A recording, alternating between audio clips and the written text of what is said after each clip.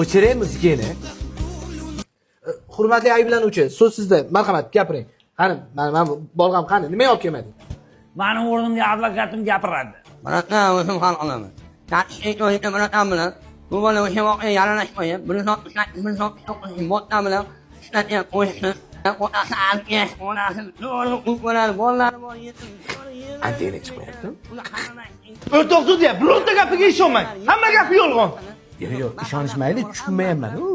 Bular o'g'irlik qilishdan oldindan plan qilgan. Nega qaradi? O'sha 12 yoshli o'rtoqlaring bilan. Bunga hissizmi? So'kinyapti.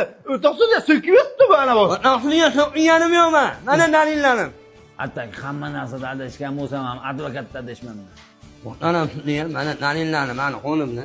O'lib ketish mumkin. Yozig'i ham shunaqa-ku buni. Mana. Yo'q. Ya, men o'zim olib ketaman. Yo'q, qorim to'g'ri, rahmat. Aboyim tushunmadingmi?